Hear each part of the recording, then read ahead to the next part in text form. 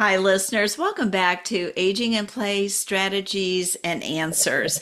I have a special guest for you today, and she is another professional resource that could be helpful to you. And you don't have to be a senior adult to be using her services.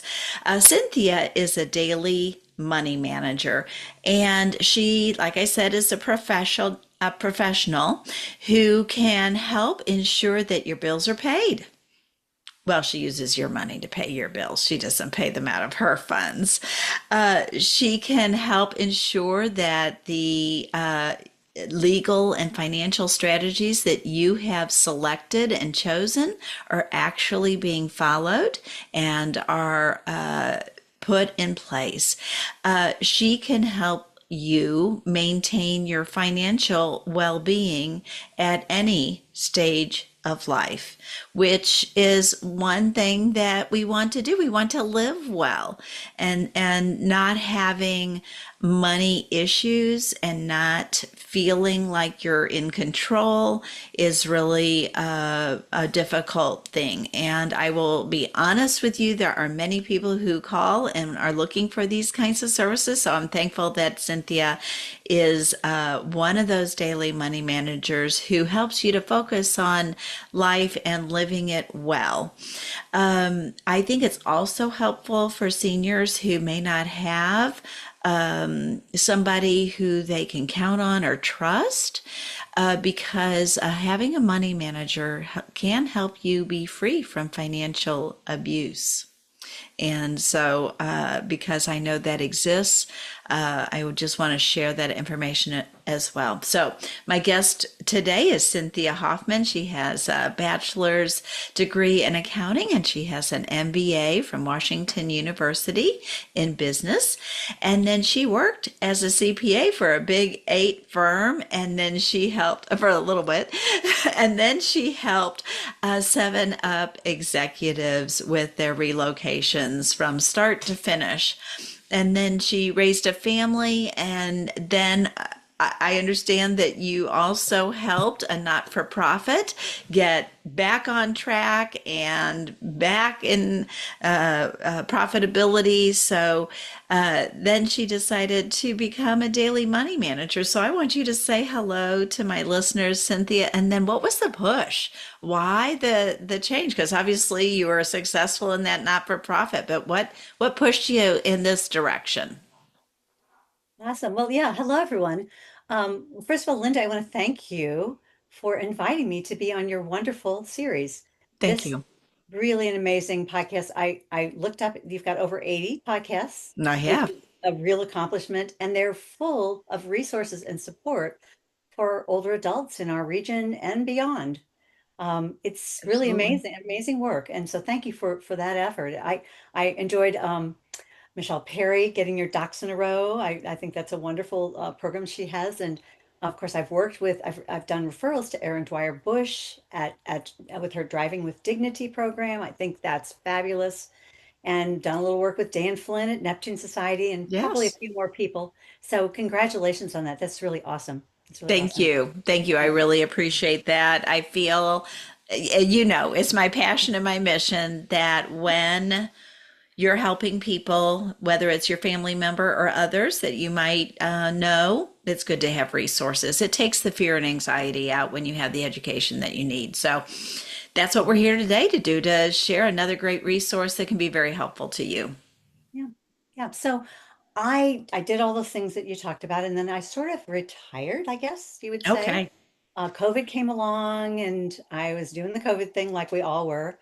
And a friend who's a financial advisor called me up, and she said, "I hear you're doing things to help older people." And I was involved in a situation in Gasconade County as a sort of a court-appointed advocate for an older lady who needed just help to stay in her home. And it was an interesting little sideline, one of those little projects you pick up, just kind of collect people in life. It's always kind of fun. Yes.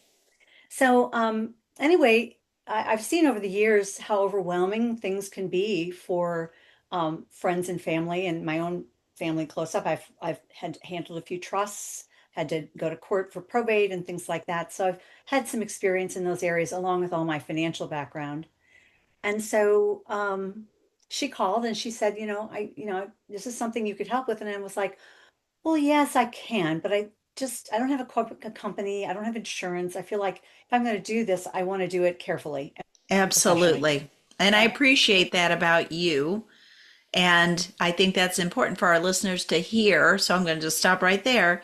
It's really important that you know who you're working with, because when it comes to money, I found this out at Continuum, working there, and it's like, we don't, as care managers, we're not in charge of somebody's money. We don't have that level of insurance. So that would be something we have to farm out. So just so you know, that's a big thing, people. So go ahead. Yeah, huge, huge thing. And so the first thing I did was I became a CSA, a Hmm. certified senior advisor. And that's a credential that you can get. You take a course, you take a test, you become connected with a lot of resources across the country. And then it was like, okay, I'm a certified senior advisor, but what am I going to do? What am I Yes. going to do? So there are insurance people that are part of that group. There are financial planners, CPAs, all kinds of, aging care, life care managers. So care managers are part of the group. So of course I looked at my background, and what is my background? It's financial.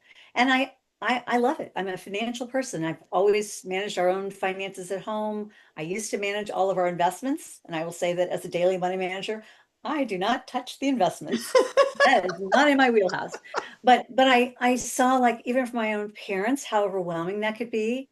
And then, I've dealt with some very messy estates. I had a brother that died very suddenly. So, I have all this experience. I'm like, okay, I think I'm going to be something in that area. And I remembered years ago, I'd heard about the American Association of Daily Money Managers. Three Yes. words you don't put together naturally, but I couldn't really remember the three words. And so somehow I did a little Googling and I found the association. They started 27 years ago. It's professionalized the business of helping people with their daily money management, and we'll Hmm. talk about that a little more. But I found that, and then I realized that I fit really well with these people. I mean, I know a lot of daily money managers across the country now, and they're my gang. Good. They're my gang. So I became a daily money manager. I met with a lawyer and put all that stuff together, and I got the insurance I needed and opened my doors. And it's been great. It's been a really we sometimes come into people's lives when they're in crisis, and we can help them. And it just feels, very good to be able to provide service to people in a way that gives them comfort and gives them security. Really, really, important to have that kind of secure and organized financial life, so they can really focus on living, as I say, their best life, which is why we named it Best Life. We're not a franchise. We are right now three daily money managers, and but we'll talk a little bit more about the association if you want. But I love the fact that now we're growing in the St. Louis area, that there are other daily money managers now in this area as well, because there is such a demand. Such a demand for this, and so good that you are able to meet with somebody and then develop that level of trust. But I know when I met you, I thought she's a professional. I could tell that you are a professional and that you know how to talk to people. And so that's what we're going to talk about today. We've got some questions for Cynthia because I'd like for you to help my listeners learn what a daily money manager does and why they're so helpful to not only seniors who are wanting to just put this aside and let somebody else have the stress of it, or maybe they're starting to not do it as well as they used to and it's making them nervous, but also just busy people, right? So what Right. do you guys do? And why are you so helpful? Give us some ideas. Well, let me first start with the association so people understand what it means to be a professional daily money manager, because there are many people out there who just work with their own families, and they help their parents just like I did, and Yes. that's great. But there comes a time potentially where you need someone who you can trust, that maybe they're not, your family is busy, they're sandwich gen, they've got lots going on, Maybe there's an estate they're trying to manage and they're trying to caregive for a family Mm-hmm. member or Yes. multiple family members. In our Mm-hmm. world now, it's, we've gone from this family tree that goes from, here down to lots of people at the base to, to more of a chimney where, or even sort of a reverse chimney where there's lots of people up here and fewer children to manage the day to day or Correct. help their parents. Good point. So, so being a professional daily money manager, I'm a member of an association and I am background checked every 2 years. So they run a background check on me to make sure there's nothing out there that looks bad. Yes. I carry professional liability insurance. So just like a lawyer or a CPA, I have insurance for errors and omissions. And as part of an association, I agree to live up to a code of ethics Mm-hmm. and standards of practice that require me to not take. I do not take referral fees, and Mm-hmm. I try to always work as a fiduciary, and that's a kind of a loaded word these days. But I try to always essentially work in my client's best interest. Yes. So even when I make referrals, I'm not referring them to just my buddies or people who are going to give me any kind of commission. I'm usually giving my clients two or three of what I consider vetted resources that they can go to and learn about, the differences between services, and then they can choose who they feel comfortable working with. So that's the association and sort of the standards of practice and code of ethics.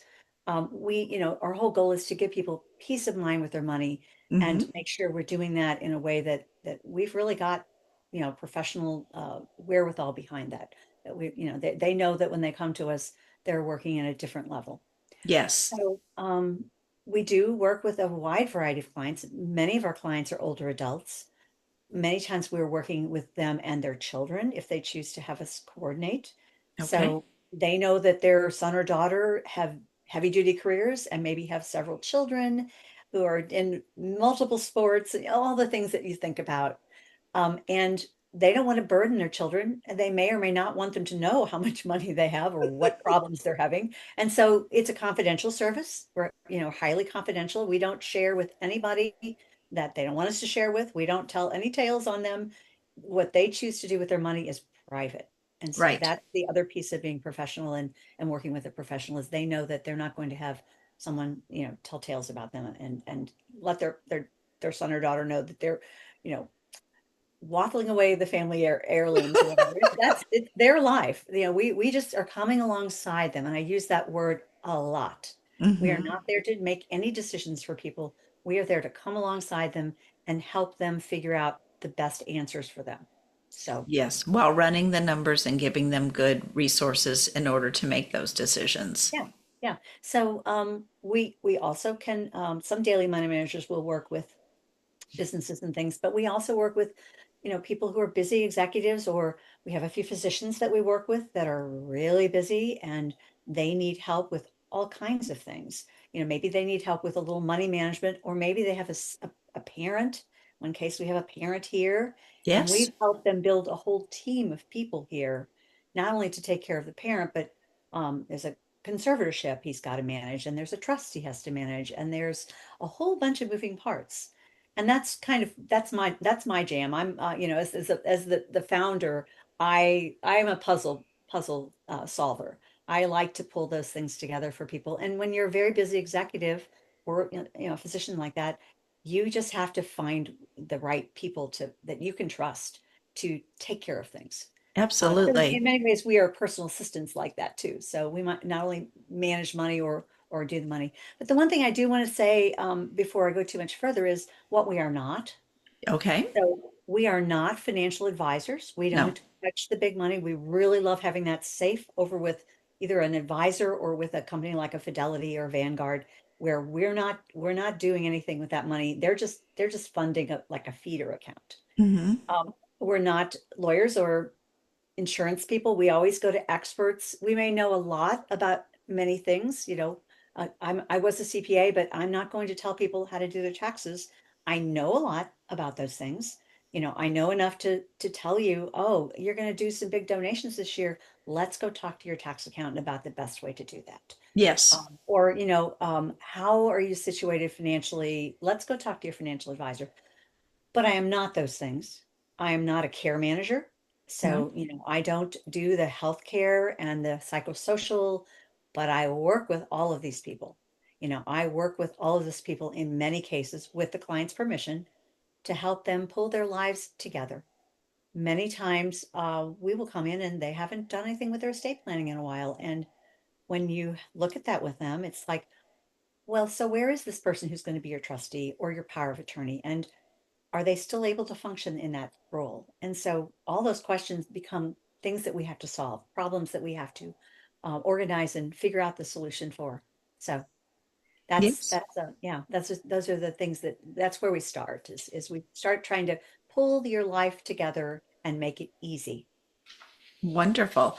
And then, like you said, you're not the people doing the financial planning. You're not the people doing the Right. legal, but you are, like you said, there's an account that's created that the monies come into, and then you can help create a budget for Mhm. people if that's what they need. I remember one story Cynthia told me about.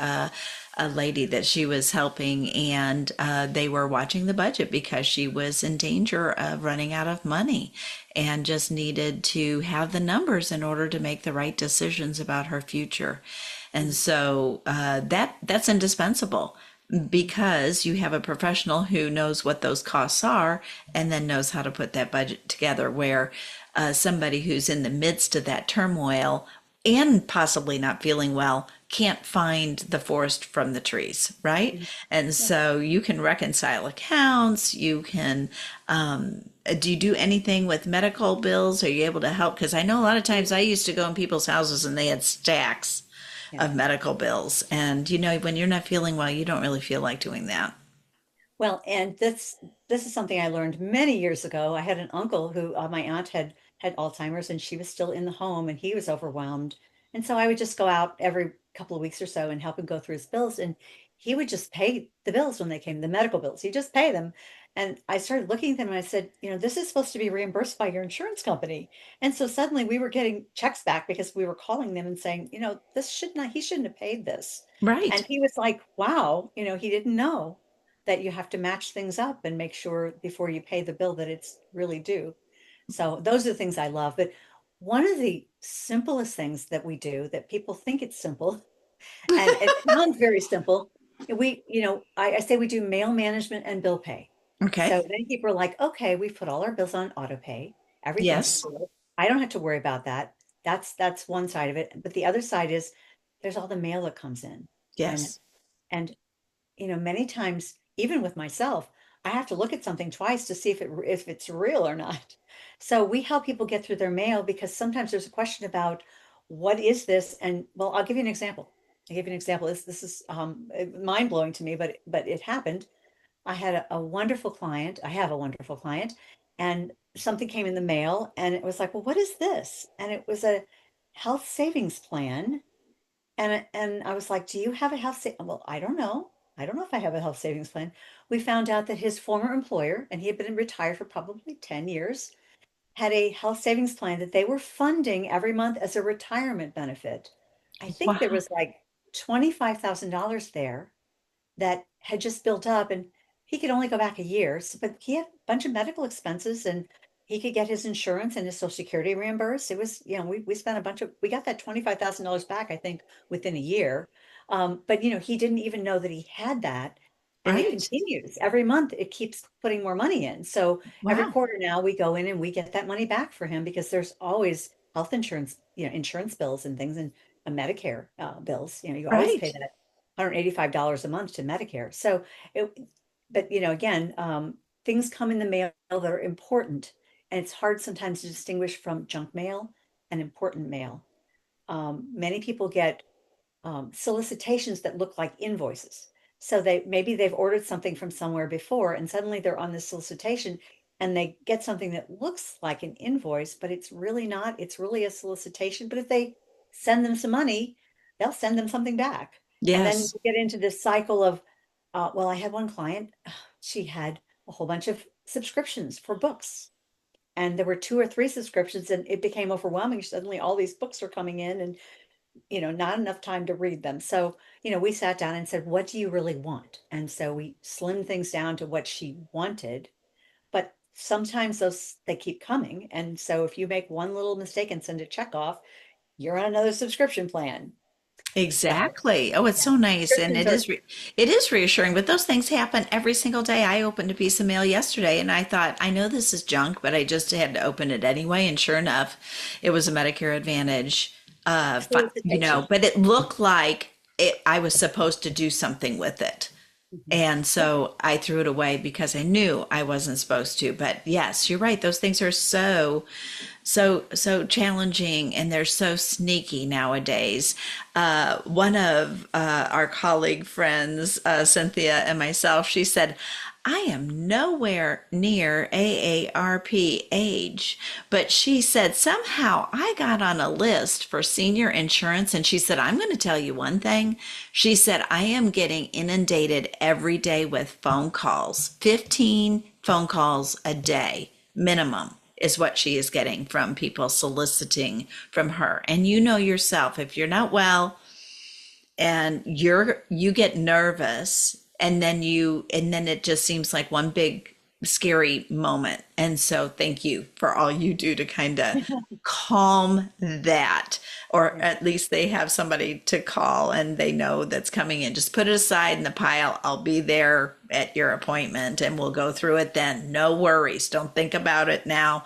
I will be coming to help you with that.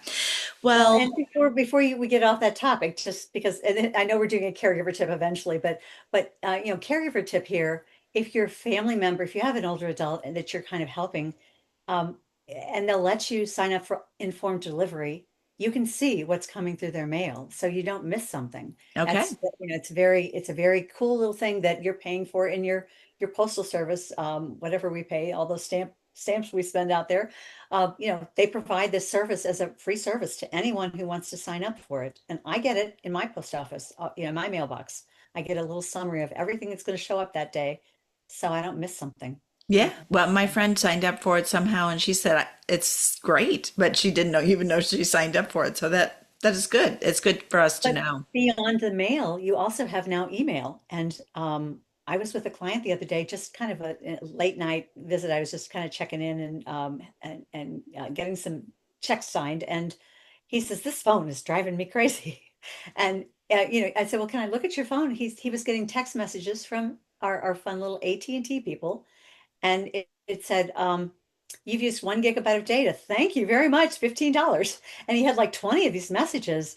And I'm like, oh, something's really wrong here because they don't use data. Well, we called AT&T and T and put him on an unlimited plan, first of all. But we said, you know, they don't use data. They have never used data, but all of a sudden they're using data. Well, we found out that his spouse was, her phone was eating data, Oh, literally wow. eating data. And so, you know, it's like, unless someone is helping you or unless you feel comfortable complaining to someone, that may go on for a long time. And then if you're just auto paying those bills, you may miss it. So yeah, Yes. we could go on with many examples, but that's essentially the kinds of things that we kind of, that's our jam. We kind Yeah. of like helping people who need some. Yeah, so some of it just happens, and then some of it we make it happen. And then sometimes it's just an issue, right, with somebody. So I know that this can be a very difficult conversation unless you say it's like a busy professional who understands that they've got a lot on their plate, they need to turn something over.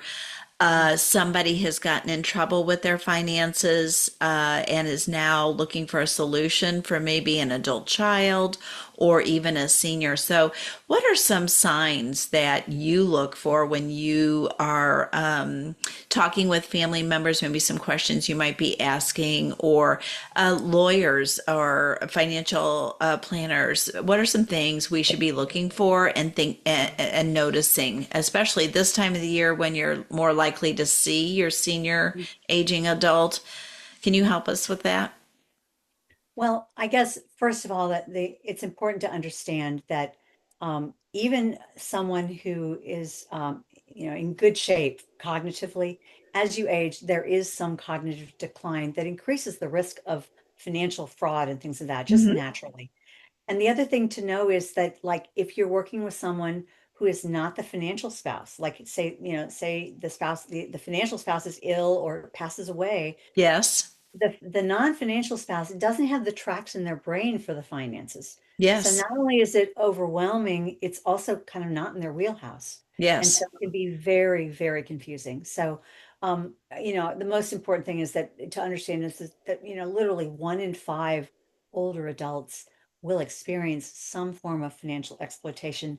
And the numbers I hear of the average dollar amount is like $35,000. It's a Like, ex yeah. it's much more important for someone to be in your life to help kind of keep an eye on things, even if it's just from a remote situation. But I would say the most important things to look for are those piles of unopened mail, Mm-hmm. piles of bills. I had one client that when I started working with them, they had their electricity turned off.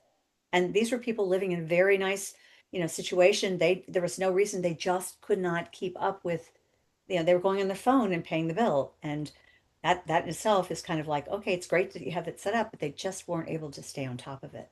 Yes. So if they have confusion about banking and they're trying to reconcile a bank account, but they don't have all the pieces, so now you have everything, your checks that you write, you have your automatic transactions, you have maybe your social security's coming in automatically. So it's not easy anymore to balance a checkbook in the old paper way that we always did. Yes, I You want to know. keep track of your checks, but it's not, you can't go to your checkbook anymore and see what's really there.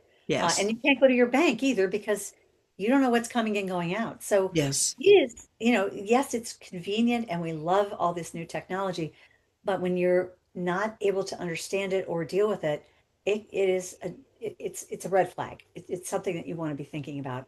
So the Mm-hmm. missed payments, late fees, I had a client that I started with, and we were looking back at some old bank statements. He had like $1,000 of late fees. Yes. It was too late to go back. It had been, quite a substantial period before that, but it was like if I had been in the middle of it, I would have gone straight to the bank and saying, "This isn't going to work. We are not going to get charged $1,000 of late fees. Right, right. You guys are going to have to help with this because part of this is, shoulda, woulda, coulda. Maybe the bank should have called him and just said, "Hey, what's the problem?" But that's not their job. That's Right. not what banks do. Increasing credit card debt. Sometimes people get in a way in a situation where they don't always pay the credit card off, and of course, we know what interest rates are like there, so they're paying, Yes. or maybe they're using an ATM card and they're going to some place that charges them fees all the time. You can get Right. feed to death. Even young adults can get feed to death if they don't pay attention to fees. Yes. And then all those donations.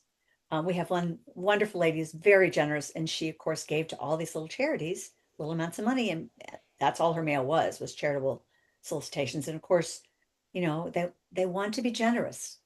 Many older adults get to a point in their life where it's Mm-hmm. like, I've had financial success. I'm very comfortable. I want to be generous. And so again, we don't tell them what not to do. We don't tell them they can't do that. We just point out that maybe you should look at what's your favorite charity. Let's give to somewhere where it makes a difference and where the money is going to really make a difference and you've vetted that charity a little bit. Yes. Because there are all kinds of ways to vet that charity, the charities. And sometimes those mail solicitations are not the way.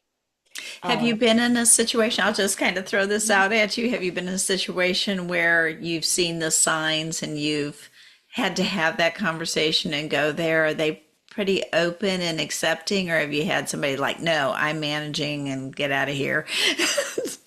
Well, usually by the time we're involved, there's a level of trust that develops fairly quickly. We Good. we typically our referral sources are usually people that are already trusted in their life. Good. And so we kind of come with a little bit of an understanding that they wouldn't refer us if we weren't trusted already. But there's still that period of time where they have to get comfortable. So for example, I had one client that we came on board. She just wanted to write checks. She wanted me to take deposits to the bank, so she was still getting checks. And we worked with her financial advisor. We got to know her really well. And little by little by little, she allowed us to put all of her accounts, which she only had a few. I mean, we have a feeder account essentially and a credit card. So just really two accounts. We hook them up to our what we call Quicken, which is like a QuickBooks accounting program, but it's like a checkbook. Right. It's for people, it's for normal people, not for businesses. And so it doesn't cost our clients anything because we have our own subscription, but we can see what's coming and going in their accounts. It's an aggregator. And Right. so we get to see, something's coming through our accounts and we can actually put little flags on it saying, let me know if there's something over X amount of dollars. that's going through the account. And so we will generally check in, once a week, maybe once every 2 weeks, just to keep an eye on what their spending is like. And so I had a client the other day, actually the same client. We write very few checks now for her, which is great. We don't like checks. We're not a big fan of checks. Hmm. We'd rather do, some things pay in different ways. Because your check actually has everything you need to know about somebody. It has your bank routing number and your bank account number and your name and address. And, some people put their phone numbers on there. That's That's a personally lot of information. identifiable information. Yes. And all it Yes. takes is a few more pieces like your birth date and a few other little clues, and suddenly you've got a situation that could be fraud or scams. So anyway, she finally got to the point where we put everything on, auto pay, we put things and we monitor the cash flow. And when she needs cash, we call her financial advisor. She's looking at, here's where we are, here's what needs to be sent, and they send money to her. We never do it the other way around. We don't want to Right, touch the right. money. So we had the professionals move the money. And it's worked out really well for her, but she had a few charges that came through. She typically has an Amazon charge like once a month, but sometimes the care manager will do some purchases for her. And so we had a couple things that came through, and suddenly I was looking more deeply. I was like, this is an Amazon Prime Video charge. That is not her. And Yes, so I'm on right. the phone with her and her care manager, and I said, okay, so do we know if this was maybe your son came to visit? And I don't know how that would happen, but maybe the wires got crossed, but we discovered, it was fraud. And so we're on the phone calling and canceling her credit card and getting her back to square zero. And so, but there's fraud paperwork to fill out. So they sent her fraud paperwork. We had to list out all the pieces that were fraud and send it back to them. You can't just stop there. You really have to say this really was fraud, and then they will credit it back to your credit card. Okay. But if and this happened to not a client, but someone who was talking with us and consulting with us about the situation. And they said, well, what happened last year was my husband got sick, and then I got sick, and then everything was kind of chaotic for a while. And 6 months later, I was looking through my bank account statements, and I realized that somebody had taken one of our checks. They had washed the check. They had Yes, changed the number to $5,000. My signature was still on the check because that they didn't wash that part of the check. right. They had run it through the bank account. 6 months later, that's money gone. Yes, I mean, horrified. They were horrified, of but course. they they were financial. I mean, they had a financial background. They were not your normal Joe. They were financial people. And so, it's horrible to think that you just threw away $5,000, but it's so easy to do that if you have, like, essentially, we were talking about having that one account that we work with. We call that a feeder account.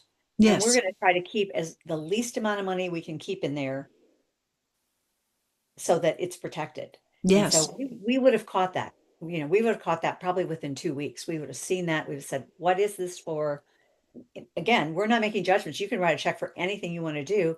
right. Usually when it's a chunk of money, we're asking them to call us in so we can cash flow. If there's not enough money, we make sure there's cash flow in there. Exactly. There's If they multiple want to write reasons checks why to you would their check it. kids, yeah, if they want to gift to their kids, it's like, just tell us and let's talk to your financial advisor and have them send that chunk of money so that we're not having, 50 to $100,000 sitting in that account just waiting for a scammer to walk through. Absolutely. So the So, fraud alert is such a big piece of it too. mhm, yeah. So what might be some questions you might ask as you're feeling your way through with a client? What would that be? Some of the questions that you might ask if I was going to be your client, Yeah. and I had you in, and of course my adult children thought it was a good idea. Well, we would initially, what we do is an initial consult, like on the phone, just to see if Uh-huh. you've got a good fit. And we want to know a bit about your family, of course. We want to know a bit about how you're structured. Do you have a lawyer? What is your situation like? And give us a sense of kind of what we're looking at here. What's your reason for calling us? And then, we're going to, as we move forward, and they might ask us to come in and do an actual, like, consult in the home. Mm-hmm. And so at that point, we'll say, let's talk about the real numbers. Give us an idea of, how much goes in, how much goes out, what's your income, And, are you having any trouble with matching income and outflow? Are there assets that someone else is managing? We don't usually look at those assets. We don't even need to know what's going on there. We just need to know, like, is there enough cash flow to manage this? And, make sure that you're okay. We talk to the financial advisor. What do I need to know so that everything is taken care of on my end of the world? I don't need to know how you're invested. I don't need to know the total amount of your investments. I just need to know ballpark, where are we? Yes. And so we're going to want to look at how many bank accounts do you have open? How many Hmm. credit cards do you have? All the things that the essentials of, if you have multiple bank accounts, what's that for? Is there a reason behind these? And we're Yes. always looking at people who, you want to simplify. Yes. In when I was growing up, it was all like, don't put all your eggs in one basket. You want to have money in bank, CDs in different banks, and many of our older adults, particularly that we meet, they do. They have a CD here and a CD there and a couple over here, and now you really want those consolidated. Hmm. You want to Hmm. find a place that's going to take that, and CDs don't make you a lot of money, so maybe you're better off using a Fidelity or a financial advisor and putting your money in a money market that makes you, almost 4% right now, a little under 4%. Right. It's better than that a CD will get you, and it's also money you can access in a hurry if you need something. So we will help clients understand the necessity for pulling their money together and then keeping that little pile of money safe. Hmm. Easier to do that if you have it all in one place. CDs have their place. People sometimes use CDs for reasons. And, Yes. again, everyone is different, which is why we are very concierge. We're not gonna rearrange your financial life. We're going to help you understand why it might be appropriate to do that. And again, it's your choice. We'll go to 5 different banks when your CDs roll over and help you roll them over if you need us to do that. But it might be simpler. Like, I have a client, she had CDs in a little bank in New York. Uh-huh. And it was very sentimental. It was something that her parents had given her, and Yes. they just sent us statements every 3 months, and you could see the little bitty amount of interest that came in. Yes. And we worked with this client for a couple of years, and she just wasn't ready to deal with that. She wasn't ready to let that go. No. And then finally, something changed in her world that she just decided it was time. Her financial advisor encouraged her to let it go, encouraged her because she said, we can make money. It was not a huge amount of money, but it was a little chunk of change that would have been nice to make money off of. And Uh-huh. so her nephew actually was her co-trustee and her co-everything, her co-conspirator, I will. Yeah, he was her person, and he lived in New York, and he kind of took that and took care of it and made it all happen and then sent it to her financial advisor to invest for her. But again, we didn't push the boat on that. That's not our job. Our job is to work with our client, have them, make sure it's brought up once in a while. You sure you still want to do this? And then when they're ready, we'll help them make that happen. Yes. And I will just say that I was sitting in a financial planning meeting and I had that same thought, Cynthia, is that the financial planner, their job is to build wealth and plan investments and make sure that you have the funds that you need, that you can fund your lifestyle. And then it's really up to the individual to manage how they're going to do that. But that can be overwhelming at some point in your life. So it's nice to know, people, that there is somebody that you can trust. And while Cynthia is local to our St. Louis market, she does belong to an association of daily money managers, which I'll put in the show notes, how to get a hold of Cynthia, which I'll ask her in a second, but also I'll put the association in there in case you live in another location. And then, of course, you can call Cynthia because I think one of your clients is definitely out of town and you're just managing a lot of things on the ground here in the St. Louis area. But like all of us, we depend upon the professionals to do their job. And it takes a lot of communication and it takes working together with people. But you, as a senior, have the right to self determination. And that's what Cynthia keeps saying. This is not her plan. This is your plan, but definitely knowing all the parts and pieces and where to access that information and how to help you be successful. That's what they're in business to do. So, how would somebody get a hold of you, Cynthia? Well, we have a website. So Okay. it's www.bestlife.com. DMM, as in dailymoneymanager.com. Okay. There's a phone number. Yeah, I'm sure you'll put that in your notes, but for those people who are listening, it's 314-827-4466. And of course, email Cynthia at bestlifedmm.com, just like that. DMM, again, Daily Money Manager. um, there are multiple ways that they can call you and you could send it to us. But essentially, we're one of the best places you can go to is the American Association of Daily Money Managers, ADAM. We call it affectionately ADAM. It's AADMM.com. And on that website, you will find access to daily money managers across the country, and I think some in Canada, and I believe there's a few overseas as well, if I'm not Hmm. mistaken. But there's a search engine there, and you Right. can put your zip code in or the zip code of a friend or family member somewhere else in the country. You can find people that work 100% remote. Some people actually don't actually ever even go into their clients' homes. They do it all from their home. That's really not our model. We It's prefer not to mine. actually we like to go visit with people because we love hearing their stories. And believe Right. me, I have clients that have wonderful stories that I love to learn more about what they've done when, through their life. But anyway, that's how to get a hold of us. Um, I was we going to ask, do you ever, in on the continuum side where I work with healthcare, sometimes we are asked to be a medical power of attorney or to at least consult with the person who is identified as that person. So is that something that you would do as well if they've identified a financial power of attorney, but they need boots on the ground here, or they would like some additional expertise? They could reach out to you Yes. because I know you That said, is very much the case. We actually can be boots on the ground. Like for example, our physician in New York, he has a conservatorship. He needs somebody to not only file that report, but we had to help him organize things here in St. Louis. And so we can be boots on the ground. We can also be a consultant for families who want to DIY. So they can do, and I think we were talking about this at one point. I love this financial advisor. He goes to his mother-in-law's home once a month, oh or once yes, a every couple of weeks. I forget what he tells me. And he has dinner with her, which is lovely. And they do bills and pills. So, people like that, maybe something gets a little confusing, something gets a little dicey, they want some information. What do I do about this? We will do a consult and we'll look through paperwork. We'll spend a couple of hours with them if they need that, helping them work through a problem because, all of what we do is really, we're there to help. We're there to help people get things done safely and securely. And like, you need a referral.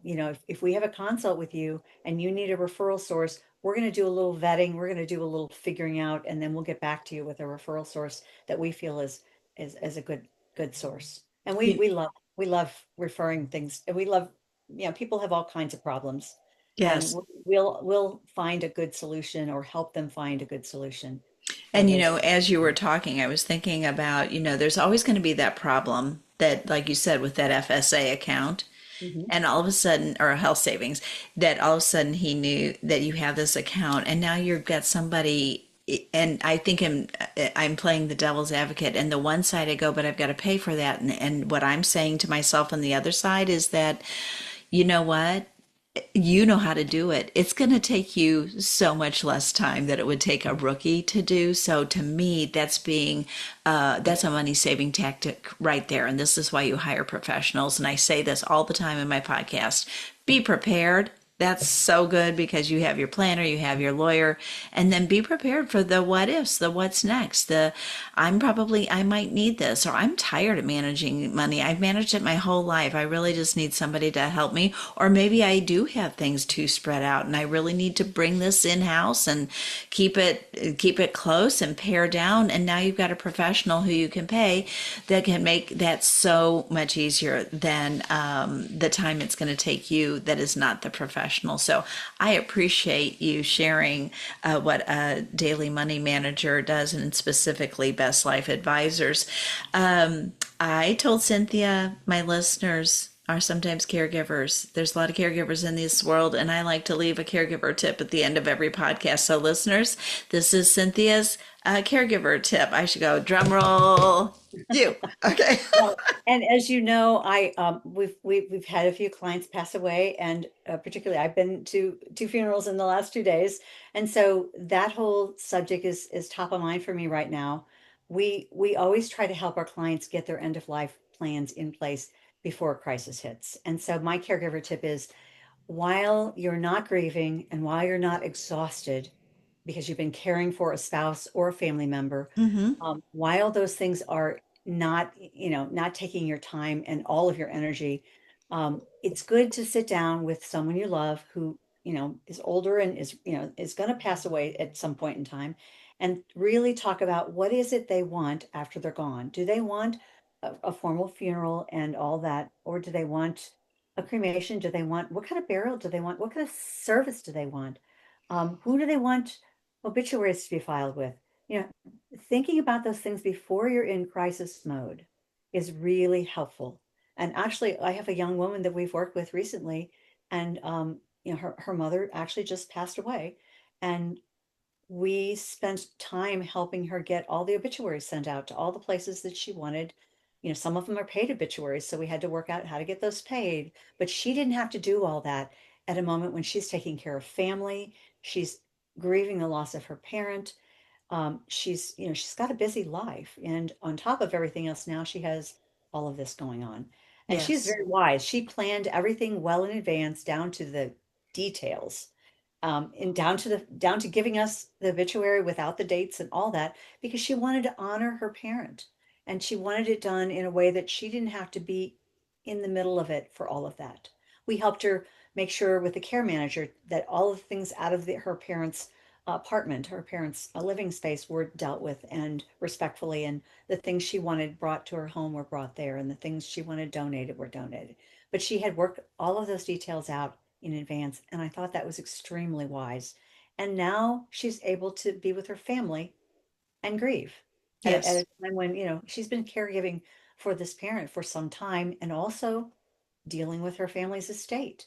And so Mm-hmm. we've been walking alongside her with all those details. That's something, we can be a fiduciary for people. We have some clients that we actually function as fiduciaries, Mm-hmm. but we don't necessarily want to do that. That's not our preference. We'd always like to have someone else making the decisions, because that's a different insurance level for us. Right. She was a very busy mom, with a very busy life, and she's a caregiver with a complex situation. So we Yes. worked with her care manager and her to kind of pull all this stuff together well in advance of her mom's passing. And she can be at peace now with the fact that she's done everything she could for her mother. Yes, and that is a wise woman working with another wise woman. And this wise woman is saying yes, yes, and yes. Because if you are in that role as caregiver, you know what we're talking about, and the stress and emotional toll that it takes on you, your family, those around you, your job, if you're working, it's a lot. And I always say smart women know how to make smart decisions and to pull in the professionals that they need. So, Cynthia, thanks so much for being with us today on Aging in Place Strategies and Answers. And I do appreciate always your confidence and your great encouragement in what I'm trying to do here on my podcast. Well, it is my pleasure, and thank you so much for the invitation. It's been a delight. Wonderful. Thank you. All right.